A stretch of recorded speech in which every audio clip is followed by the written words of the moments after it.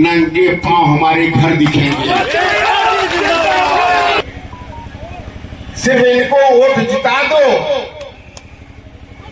और आज रास्ता बदल जाएगा। मुसलमान उन्हें दिखेगा नहीं, क्योंकि वो जानते हैं कि सरकार बनाओगे, अब बनाओगे तो ईमानदारी से हिसाब भी करोगे। साथियों, ये सारा आपका काम है।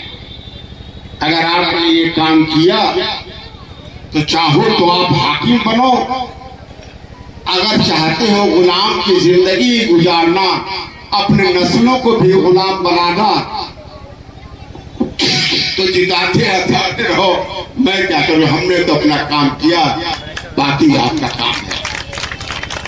विधानसभा के प्रत्याशी भाई नवल किशोर शर्मा जी जो अति पिछड़े समाज से हैं, तो प्रदेश में अति पिछड़े और दलित समाज की जो व्यवस्था है, तो हिस्सेदारी भागीदारी है, कभी मिल नहीं पाई है।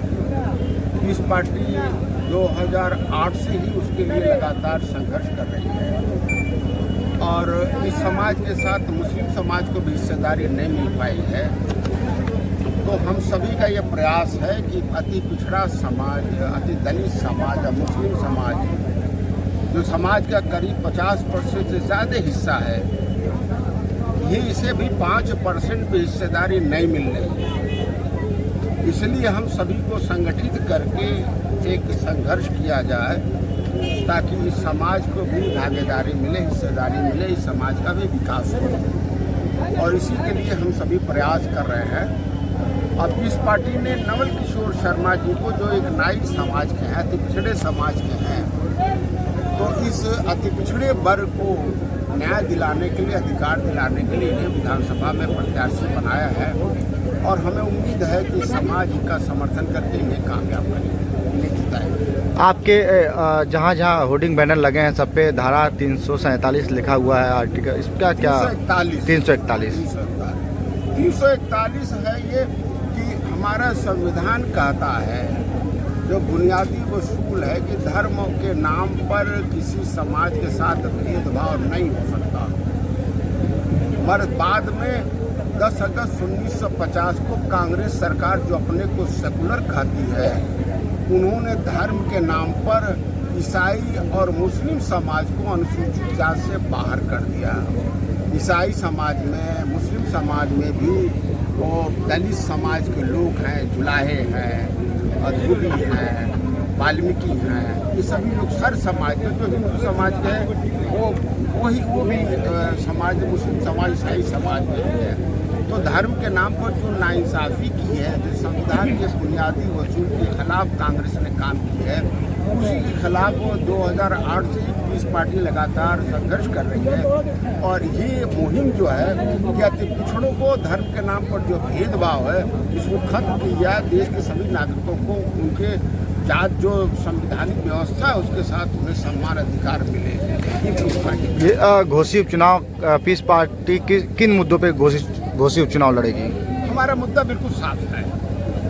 समाज का जो हमारा संवैधानिक व्यवस्था है, जो समाज कमजोर है उसको आरक्षण दिया जाए, उनको विकास का अवसर दिया जाए और देश का जो संपदा है, संसाधन है, उसमें उनमें प्राथमिकता से उन्हें विकास के लिए उन पर खर्च किया जाए। तो आज जो अति पिछड़ा दलित समाज है, मुस्लिम समाज है, इसके साथ इंसाफ नहीं हो रहा है, उसको हिस्सेदारी नहीं मिल रही है, तो हम उसके लिए लगातार संघर्ष कर रहे हैं ताकि वो भी, उसको भी हिस्सेदारी मिले। इन्हीं मुद्दों पर पीस पार्टी यहाँ पर चुनाव में हिस्सा ले रही है। मुस्लिम समाज देखा जाए कई भागों में बटा हुआ है, तो उनको कैसे आप एकजुट करेंगे? आप मुस्लिम समाज के लिए आप बार बार आवाज़ उठाते रहते हैं, लेकिन फिर भी मुस्लिम समाज आपका साथ नहीं देती, उसके लिए क्या करेंगे? देखिए, बटा हुआ है, राजनीतिक तौर पर बटा हुआ है मुस्लिम समाज, मगर मुझे लगता है कि इस पर राजनीति पे काम नहीं हुआ है।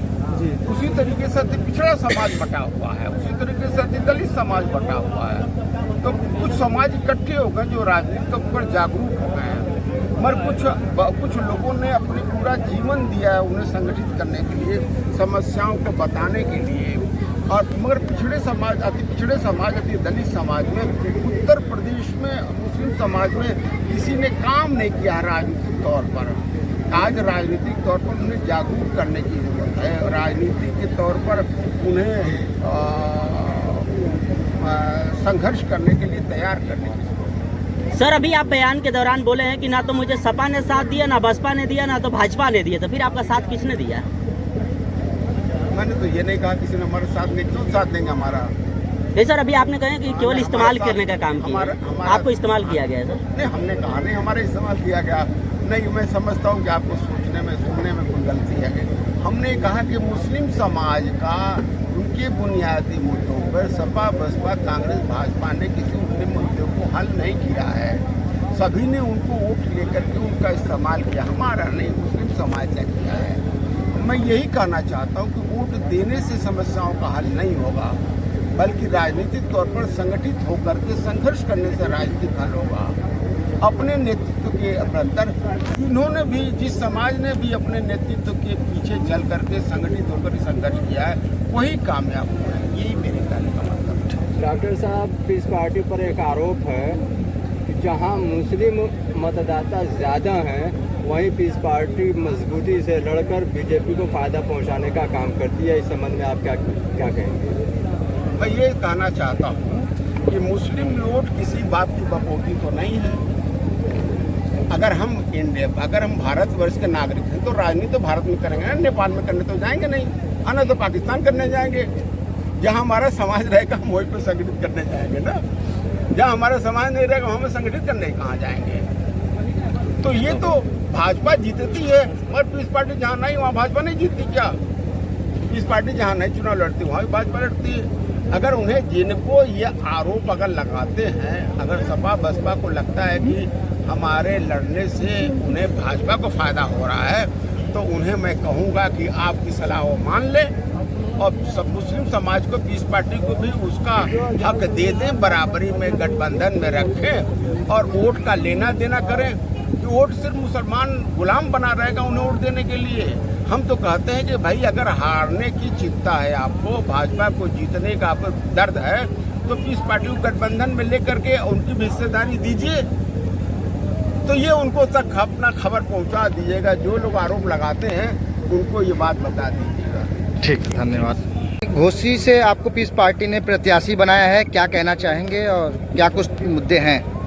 भारतीय राजनीति में बहुत बड़ा संदेश है उन नेताओं के लिए जो लोग पीडीए का नारा देते हैं और हमारे भाईचारा में जो करते हैं, पीडीए का भाईचारा, मुस्लिम भाईचारा करते हैं, चारे का बंटवारा नहीं करते हैं। डॉक्टर यूब साहब चारे का बंटवारा करते हैं। इस पार्टी ने कहा कि जिसकी जितनी संख्या भारी उसकी हिस्सेदारी।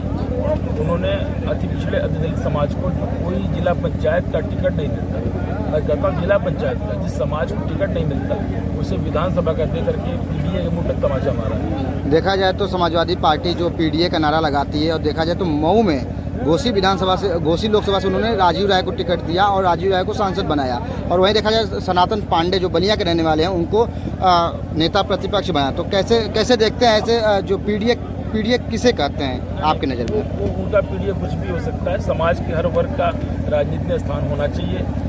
पांडे जी हों, राजीव राय जी हों, अच्छे नेता हैं, हमें उन्हें बताओ। अब उनको रख करके भी उनको मंच पे बैठा के उन्हीं वाले देते हैं। ये तो अखिलेश यादव ये करते हैं ना, हम लोग नहीं करते ऐसा। हम तो सबको बैठा करके सबके सम्मान की बात करते हैं, हम लोग किसी को अपमानित नहीं करते। सर, किस मुद्दे पे चुनाव लड़ेंगे आप? चुनाव का मुद्दा सिर्फ है अन्याय अत्याचार के खिलाफ संघर्ष, न्याय की लड़ाई। और सभी विभाग देख लीजिए, आप लोग पत्रकार हैं, क्या न्याय हो रहा है? अगर न्याय हो रहा है तो मैं भी आपके साथ हूं। आपके सामने इतने बड़े बड़े पार्टी के नेता खड़े रहेंगे, कैसे उनसे टक्कर देंगे? मैं मुख्यमंत्री योगी आदित्यनाथ को सुप्रीम कोर्ट लेके आऊँ, अमित शाह को मऊ में लड़ा रहा हूँ केस, और उससे बड़ा नेता ये लोग नहीं है। आप पढ़ लीजिए, आप लोग चैनल वाले। ठीक है सर। मैं